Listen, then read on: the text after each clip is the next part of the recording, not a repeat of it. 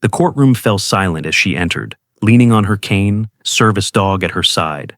They saw her disability before they saw her. The prosecutor smirked. The judge frowned with impatience. Another defendant making excuses. As questioning grew hostile, her calm never wavered. Then she whispered one word to her dog. What happened next made the judge stand at attention for the first time in 20 years. Some heroes wear their scars instead of medals. From which city in the world are you watching this video today? If stories of quiet strength resonate with you, subscribe to join our community. The imposing federal courthouse in Washington, D.C. loomed against the morning sky as Amaris Rowan approached the entrance, her Belgian Malinois service dog, Valor, walking perfectly at her left side.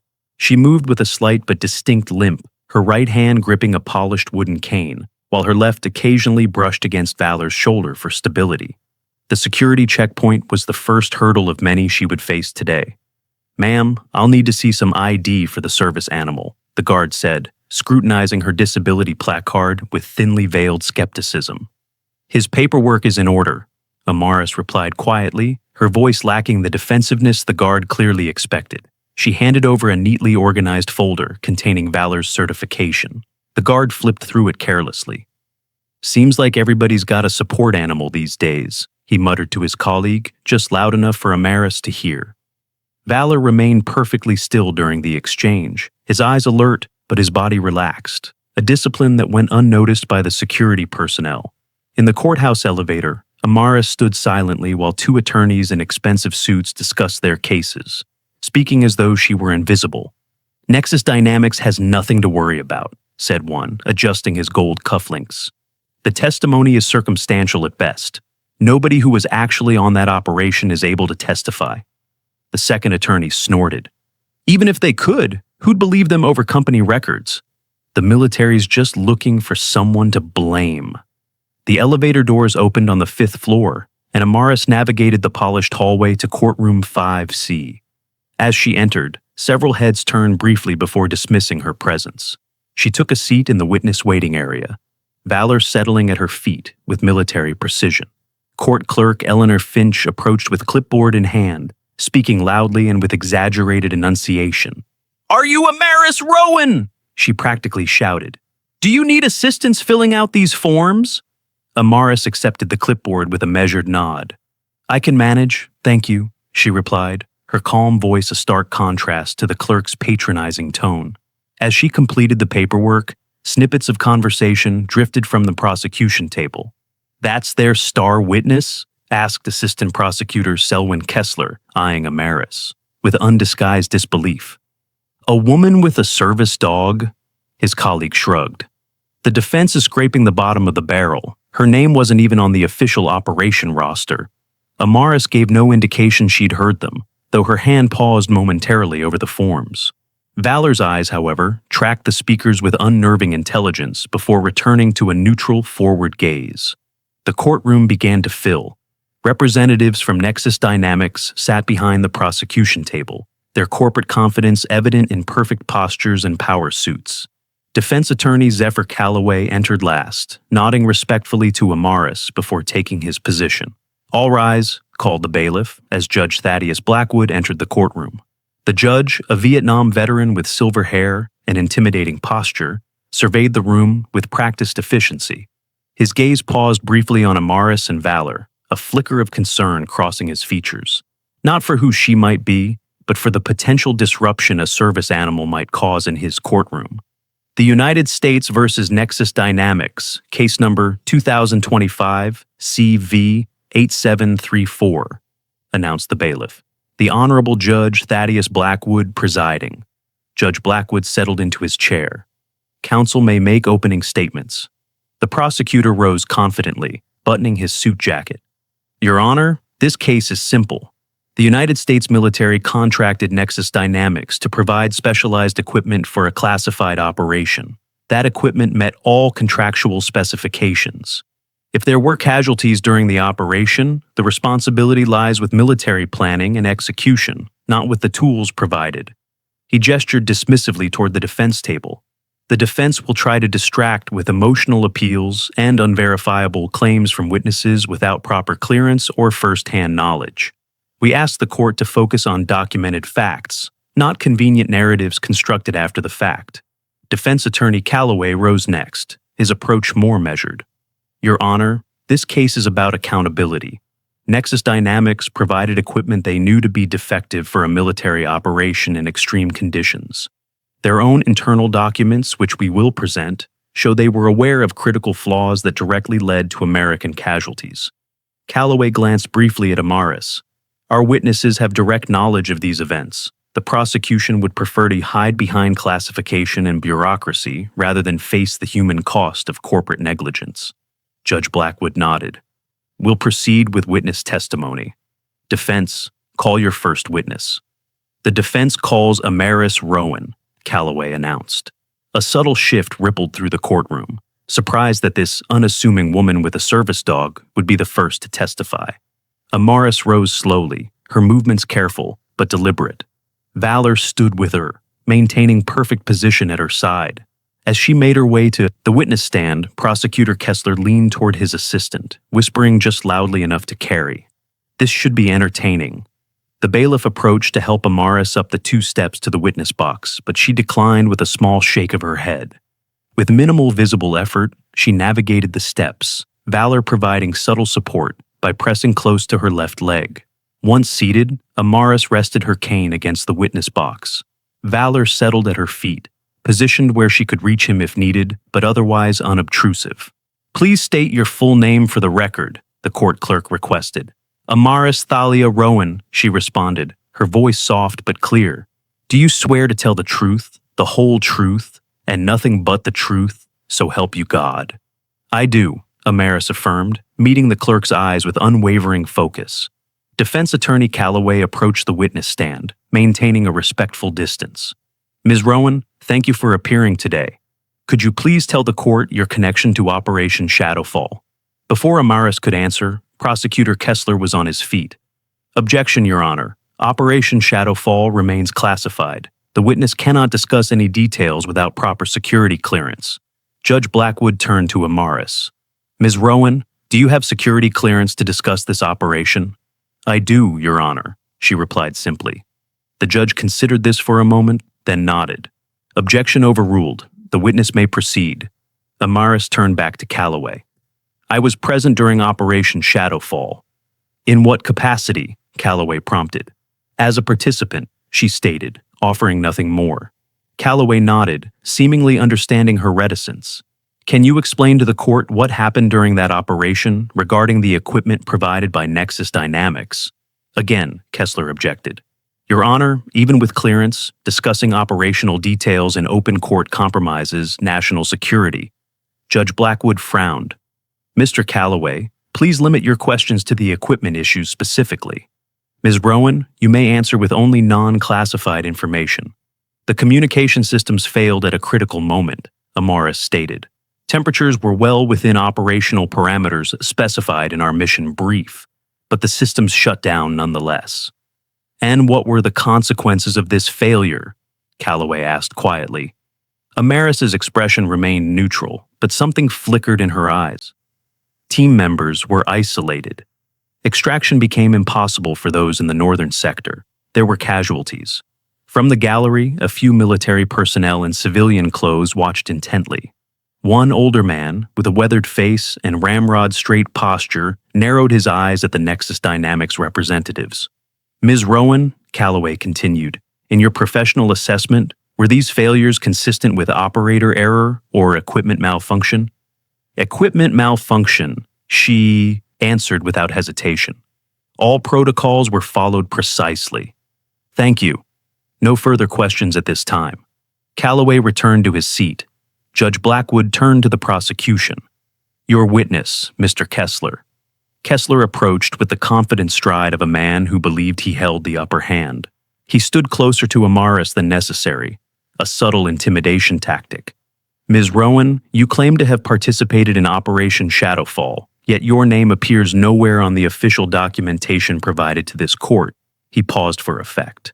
How do you explain this discrepancy? Some personnel are redacted from official documentation for security reasons, she replied evenly. Convenient, Kessler remarked with a thin smile. Tell me, Do you suffer from post-traumatic stress disorder, Ms. Rowan? Calloway was immediately on his feet. Objection, Your Honor. Relevance. Goes to witness reliability, Kessler countered. Judge Blackwood considered. I'll allow it. The witness will answer. I have been diagnosed with PTSD, yes, Amaris acknowledged without emotion. And you take medication for this condition? I do. Would you agree that trauma can affect memory, create false recollections? Kessler pressed. It can, Amaris conceded. But it doesn't in my case. Kessler raised an eyebrow dramatically for the judge's benefit. That's quite a definitive statement for someone with a documented traumatic brain injury. The courtroom tensed at this revelation. Judge Blackwood's gaze sharpened on Amaris, reassessing her with visible skepticism. Valor shifted positions slightly, his attention now fully on Kessler, though the movement was so subtle few noticed. Your medical records indicate you suffered severe injuries 3 years ago, Kessler continued, consulting a file. Yet, Operation Shadowfall occurred just 6 months ago. How could you possibly have participated in your condition? My injuries are unrelated to Shadowfall, Amaris stated. So you expect this court to believe that a woman with your disabilities was an active participant in a high-stakes military operation? Kessler's tone dripped with disbelief. Calloway stood again. Objection, Your Honor. Counsel is badgering the witness. Sustained, Judge Blackwood ruled. Mr. Kessler, restrict yourself to factual inquiries. Kessler nodded, barely concealing his frustration. Ms. Rowan, what was your specific role during Operation Shadowfall? I cannot answer that with the current clearance level in this room, Amaris replied. Then how are we to verify your testimony? Kessler demanded. You provide no documentation, claim you cannot discuss your role, yet expect this court to accept your assessment of complex military equipment. He turned toward the judge. Your Honor, without verification of Ms. Rowan's credentials and role, her testimony amounts to hearsay. Throughout this exchange, Amaris remained composed, her breathing steady. Only someone watching very closely would notice the slight tightening of her fingers on the edge of the witness stand. The judge seemed to be considering Kessler's argument seriously. Ms. Rowan, can you provide any verifiable evidence of your participation in Operation Shadowfall without compromising classified information? Amaris met his gaze directly. I can demonstrate something relevant to establishing my credibility, if the court permits. A murmur rippled through the courtroom. Even Calloway looked surprised by this offer. Judge Blackwood studied her for a long moment, his expression unreadable. Proceed, he finally said, but be brief. Amaris leaned down toward Valor, her movement unhurried and deliberate. The courtroom watched with a mixture of confusion and impatience as she whispered a single word to her service dog. Phantom. The change was immediate and dramatic. Valor rose in a fluid motion, his demeanor transforming from calm service animal to something entirely different. With military precision, the Belgian Malinois executed a perimeter check of the witness stand, moving in a pattern familiar to anyone with special operations training. After completing the pattern, Valor took position at Amaris's left side in a specific stance, body angled, head alert, weight distributed for immediate response. Then came a series of barely audible breathing patterns. 4 short exhalations, followed by a longer one. For most in the courtroom, it was merely an unusual dog trick. But for Judge Blackwood, whose military career had included oversight of special operations, recognition dawned like a thunderclap. The K-9 had just performed a classified tactical positioning maneuver, one taught exclusively to dogs paired with Navy SEAL team operators. The breathing pattern was a stealth communication technique indicating area secure, threat level minimal. Complete silence fell over the courtroom. Judge Blackwood's posture changed subtly. He straightened in his chair, eyes locked on Amaris with new awareness. Commander Rowan? He asked, the military title hanging in the air like a revelation. Yes, Your Honor, she confirmed, her voice unchanged but somehow carrying different weight now. The judge's gaze moved briefly to the service dog, then back to Amaris. I believe we need to adjust these proceedings. He turned to the bailiff. Please clear the courtroom of all individuals without appropriate security clearance level Aurora 7. As the bailiff moved to comply, whispers erupted throughout the gallery. That's Commander Rowan, first woman to lead a SEAL team extraction under fire, received the Navy Cross. It was classified. Prosecutor Kessler stood frozen, documents still in hand. The blood had drained from his face as he realized who he had been attempting to discredit. Behind him, the Nexus Dynamics executives exchanged alarmed glances. A military officer in dress uniform, seated quietly in the back of the gallery, rose to his feet and offered a subtle but unmistakable salute to Amaris. She acknowledged it with a barely perceptible nod. As the courtroom cleared, leaving only those with high-level security clearance, Judge Blackwood addressed the remaining participants. Let the record show that Commander Amaris Rowan's military service record has been authenticated by this court, he stated formally. Her security clearance has been verified at level Aurora 7. He turned to Kessler. Counselor, do you wish to continue your current line of questioning? The prosecutor cleared his throat. No, Your Honor. The prosecution withdraws its previous challenges to the witness's credentials. Judge Blackwood nodded. Commander Rowan, you may continue your testimony. This portion will be sealed under national security protocols. Amaris straightened slightly in her seat, her bearings subtly shifting, though her physical limitations remained evident. Operation Shadowfall was a targeted extraction of high-value intelligence assets from a hostile region experiencing extreme weather conditions. As team leader, I was responsible for coordinating communication across multiple sectors. The Nexus Dynamics XR7 communication system was mission-critical equipment, she continued. According to specifications provided to the Department of Defense, it was rated for temperatures as low as -40 degrees Celsius. Field conditions during deployment reached -22 degrees Celsius. She paused, her composure absolute despite the gravity of her words. 17 minutes into the operation, all XR7 units simultaneously failed. Teams in 3 sectors lost contact with each other and with command. The northern sector, consisting of 4 operators, became isolated in hostile territory. Were extraction protocols initiated? Judge Blackwood asked, his tone now reflecting professional military interest rather than judicial skepticism. Immediately, Your Honor, Amaris confirmed. However, without communication capabilities, coordination became impossible. The team in the northern sector encountered enemy forces. 2 operators were killed, 1 severely wounded. The remaining Nexus Dynamics representatives shifted uncomfortably in their seats. Defense Attorney Calloway approached the witness stand again. Commander Rowan, did you have any indication before deployment that the XR7 systems might be vulnerable? We did not, Amaris replied. All equipment underwent standard testing. However, post-operation analysis revealed a critical design flaw in the thermal regulation system. Calloway produced a document. Your Honor, I'd like to enter this into evidence as Exhibit C. This is an internal Nexus Dynamics email dated 3 weeks before Operation Shadowfall, in which engineering staff warn of potential cold weather failures in the XR7 system.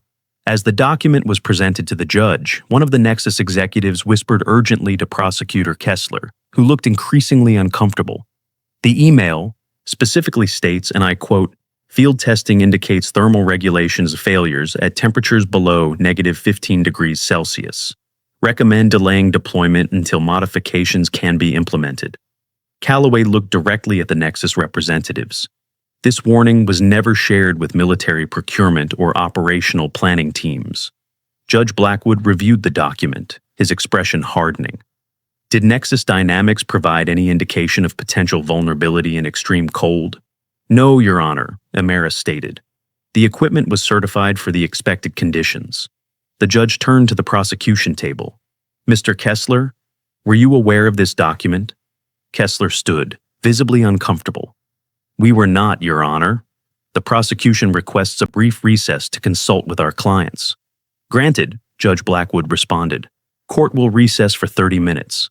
As the remaining attendees filed out, Amaris remained seated, her energy visibly depleted by the sustained effort of testimony. When the courtroom emptied, she allowed herself a moment of privacy, reaching down to place her hand on Valor's head. The dog pressed against her leg, providing both physical and emotional support. For the first time, the strain behind her composed exterior became visible in the slight tremor of her hand and the tightness around her eyes.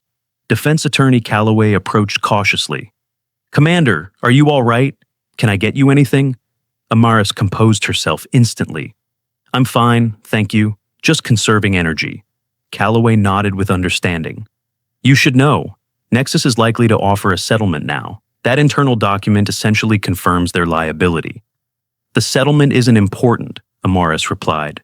The accountability is. When court reconvened, the shift in atmosphere was palpable. Prosecutor Kessler conferred briefly with the remaining Nexus Dynamics executives before addressing the judge. Your Honor, in light of new evidence, my clients would like to propose a settlement conference. Judge Blackwood's expression remained stern. I believe that would be appropriate. However, before we proceed with those arrangements, I want Commander Rowan's testimony completed and entered into the record. He turned to Amaris. Please continue, Commander.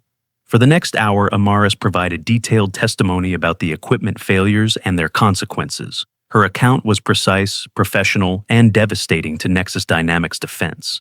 She described not only the technical failures, but the human cost, the operators who died, the families who lost loved ones, the mission objectives compromised. Throughout her testimony, she maintained the same composed demeanor, but now the courtroom perceived it differently. What had initially seemed like the hesitancy of an uncertain witness was revealed as the disciplined restraint of a highly trained commander. When she finally concluded, Judge Blackwood addressed her directly. Commander Rowan, this court, and this country, owes you a debt of gratitude, not only for your service during Operation Shadowfall, but for your persistence in seeking accountability. Thank you, Your Honor, she replied simply. You are dismissed from the witness stand. This court will proceed with settlement discussions. The judge then added more quietly, and Commander, please know that your testimony today will ensure those responsible face appropriate consequences. As Amaris rose from the witness stand, Valor smoothly moved to her side, providing the subtle support she needed to navigate the steps. The remaining military personnel in the courtroom stood as she passed, a silent acknowledgement of respect that spoke volumes after the dismissive treatment she had initially received. Outside the courthouse, away from the scrutiny of the proceedings, Amaris paused on a stone bench in the plaza. The afternoon sun cast long shadows across the federal buildings surrounding them. She allowed herself a moment of exhaustion, the weight of the day, and the memories it had stirred, temporarily overwhelming her practiced composure. Valor pressed against her leg, his training allowing him to shift seamlessly between military working dog and support animal. His presence anchored her to the present, as the flashbacks threatened at the edges of her consciousness. Commander Rowan? She looked up to see a young woman in a crisp suit approaching hesitantly.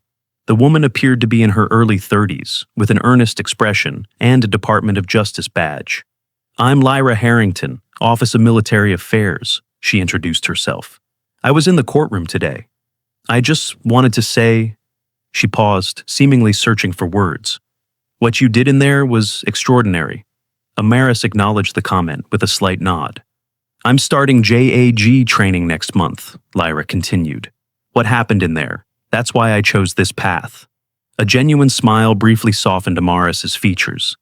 The uniform doesn't make the warrior, she said quietly. Remember that? Lyra nodded, understanding far more than the simple words conveyed. If you ever need anything from our office, please don't hesitate to contact me directly. She handed Amaris a business card before respectfully withdrawing. As the sun began to set, Amaris gathered her strength to begin the journey home. Standing carefully, she felt the familiar pain radiating through her left leg and lower back. Permanent souvenirs from an IED explosion in a different operation. A different time. Valor stood ready, attuned to her needs without command. Together they moved toward the street, the commander and her K-9 partner navigating the civilian world that had so quickly judged and dismissed them both. For a brief moment, Amaris straightened to her full height, the military bearing visible through her civilian clothes and physical limitations. A passing group of tourists stepped aside instinctively, responding to the unspoken authority she projected when she allowed herself to embrace it. The moment passed, and she continued her journey, once again appearing to casual observers as just another disabled woman with her service dog. The truth of who she was, what she had done and continued to do for her country, remained known only to those with the proper clearance and the wisdom to look beyond appearances. Some battles are fought in distant lands under cover of darkness. Others are fought in fluorescent-lit courtrooms under the weight of oaths. Commander Amaris Rowan had won both kinds with quiet determination and without seeking recognition. Only justice. 3 weeks later, Amara sat in her modest apartment reviewing the settlement papers that had arrived by courier that morning. Valor rested at her feet, his vigilant eyes occasionally tracking to the windows and doors. Habits formed during years of deployments that neither of them had fully abandoned. The terms were better than expected. Nexus Dynamics had agreed to a substantial financial settlement for the families of the operators lost during Shadowfall, complete restructuring of their quality control protocols, and, most importantly to Amaris, a full public acknowledgement of responsibility. Her personal phone rang, the secure line few people had access to. "Commander Rowan," she answered. "It's Admiral Lachlan," came the gruff response. "Just received word about the settlement. Thought you should know the Secretary is pleased with the outcome." "Thank you for letting me know, sir," Amaris replied. There was a brief pause before the Admiral continued. "The families are grateful, Rowan. Particularly the Nakamuras. Their son's memory deserved better than a cover-up." Amaris closed her eyes briefly, the face of the young petty officer flashing in her memory. "Yes, sir," it did. "There's something else," the Admiral added. "The Secretary has approved your request. You'll be receiving official notification tomorrow." A weight Amaris had carried for months finally lifted. "Thank you, Admiral." "No, Commander." "Thank you. Not many would have fought this battle the way you did." There was genuine respect in the older man's voice. "Will you be attending the ceremony next week?" "I will," she confirmed. After ending the call, Amaris allowed herself a rare moment of completion. The battle that had begun in a frozen wasteland halfway across the world and continued through sterile hospital rooms and eventually into the federal courtroom was finally reaching its conclusion. She glanced down at Valor. "One more mission to complete, partner." The following week, Amaris stood at the back of a private ceremony at Arlington National Cemetery. Though her dress uniform had been altered to accommodate her injuries, she wore it with the same precision and pride she always had. Valor, wearing his official military K9 service vest, remained perfectly positioned at her side. The families of the operators, lost during Shadowfall, gathered around 3 headstones, finally marked with the truth of how their loved ones had died. No more sanitized accounts of training accidents or vague references to service-related incidents. The official record now reflected their sacrifice accurately. Admiral Lachlan conducted the ceremony with dignity, presenting each family with the medals their loved ones had earned. When he finished with the formal presentations, he turned to where Amaris stood. "Commander Rowan, would you please join us?" She moved forward slowly but steadily, her cane necessary today after the strain of standing at attention. The families turned to watch her approach, their expressions a mixture of grief and gratitude. Mrs. Nakamura stepped forward, her eyes glistening with tears. Without a word, she embraced Amaris. "Thank you for not letting them hide the truth," she whispered. "My son deserved that much." "He deserved far more," Amaris replied quietly.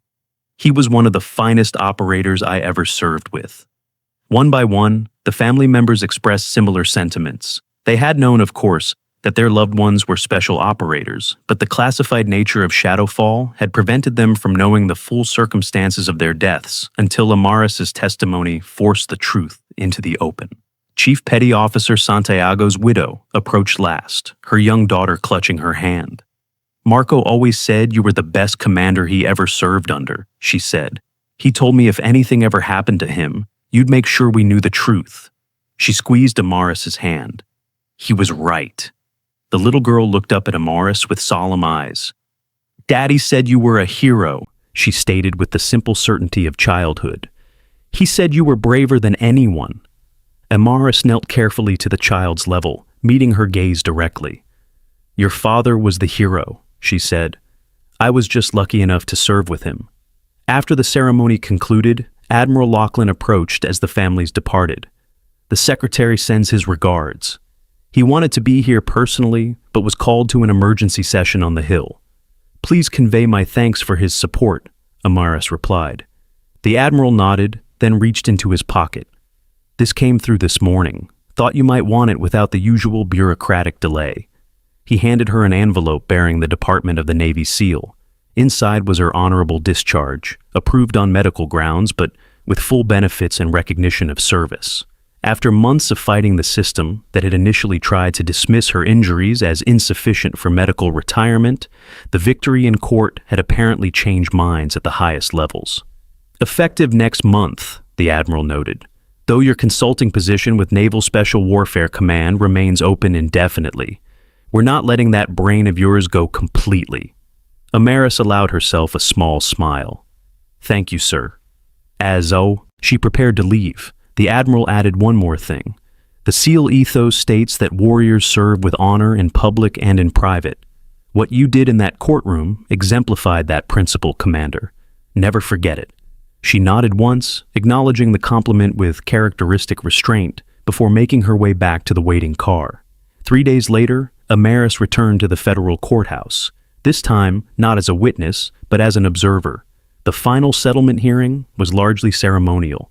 The documents had already been signed, the agreements reached, but she felt compelled to see it through to the end. Judge Blackwood noticed her entrance immediately. Despite her attempt to sit unobtrusively in the back row, he offered a subtle nod of recognition before calling the court to order. The proceedings moved swiftly. Nexus Dynamics representatives formally acknowledged their liability. The final settlement terms were entered into the record. The case that had begun with dismissal and doubt ended with validation and justice.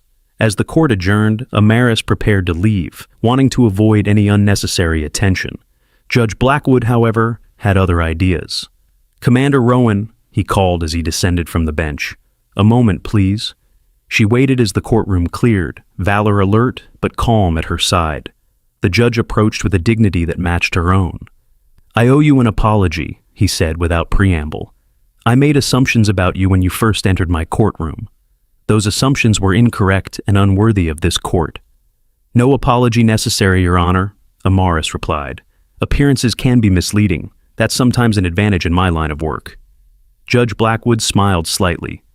Former line of work, I understand. Congratulations on your retirement. At her questioning look, he added, Admiral Lachlan and I served together. We occasionally still communicate. He gestured to a nearby bench. May I? They sat, an unusual moment of equality between judge and former witness. I've been on the bench for 27 years, Blackwood said. In that time, I've developed what I thought was an unerring ability to read people. He glanced at her. You proved me wrong. It was a valuable reminder. We all have our biases, Your Honor, Amaris observed quietly. Even those of us trained to look past them. Indeed, the judge considered his next words carefully. What will you do now, Commander? Amaris looked down at Valor, who remained vigilant despite the relaxed setting. Adjust to civilian life, continue my physical therapy, find new ways to serve that don't require field deployments. Judge Blackwood nodded thoughtfully. I sit on the advisory board for the Veterans Justice Initiative. We assist veterans navigating the legal system, particularly those whose service-related injuries or trauma have created challenges for them. He reached into his pocket and produced a business card. Should you find yourself looking for meaningful work, I believe you would bring a unique perspective to our efforts. Amaris accepted the card with a nod of appreciation. I'll consider it, Your Honor. Thaddeus, please, he corrected, at least outside this courtroom. As they parted ways, Amaris felt a sense of completion that had eluded her since the disastrous conclusion of Operation Shadowfall. The men she had lost would never return, but their sacrifice had finally been properly acknowledged, their families provided for, and those responsible held accountable. Outside the courthouse, the spring sun warmed the marble steps. Amaris paused, allowing Valor a moment to adjust to the crowds before they proceeded. A young woman in a JAG uniform approached, recognition lighting her features. Commander Rowan, Lyra Harrington. We met briefly after your testimony. I remember, Amaris confirmed. Lyra smiled, her enthusiasm barely contained. I wanted you to know, I completed JAG training last week, top of my class. Congratulations, Lieutenant, Amaris replied, noting the new rank insignia. Thank you. Lyra hesitated, then continued. My first assignment is with the Naval Special Warfare Legal Liaison Office. I was hoping I might be able to consult with you occasionally, given your experience. Amaris studied the younger woman, recognizing the determination and intelligence in her eyes. I'd be honored, Lieutenant Harrington. As they exchanged contact information, Amaris felt something she hadn't experienced since before her injuries. A sense of continuity, of passing knowledge to the next generation of warriors, even if they fought their battles in courtrooms rather than combat zones. Walking away from the courthouse for the final time, Amaris moved with the measured pace her injuries required. Valor adjusted his stride perfectly to match hers, as he had been trained to do. To casual observers, they appeared as nothing more than a disabled veteran and her service dog, invisible in the particular way that civilians often failed to see those who had served. But occasionally, someone would recognize the subtle signs, the precise way Valor positioned himself, the unmistakable bearing that no injury could erase from Amaris's posture, the vigilant awareness they both maintained even in seemingly safe environments. Those observers, usually veterans themselves, would offer a subtle nod of recognition or the ghost of a salute. Amaris always acknowledged these gestures with the same quiet dignity she brought to every aspect of her life. The uniforms might change, the battlefields shift from distant mountains to federal courtrooms, but the core of who she was remained constant: a warrior, a leader, and above all, someone who never abandoned her people or her principles, regardless of the cost. As they reached the street corner, Amaris straightened momentarily to her full height, the commander's bearing visible through the civilian clothes and physical limitations. A passing group of Marines in uniform noticed the shift and instinctively came to attention, recognizing something in her that transcended rank or insignia. The moment passed, and she continued her journey, once again appearing to casual observers as just another disabled woman with her service dog. The truth of who she was, what she had done, and continued to do for her country, remained known only to those with the proper clearance and the wisdom to look beyond appearances. Have you ever known someone who never asked for recognition, but deserved more than anyone else?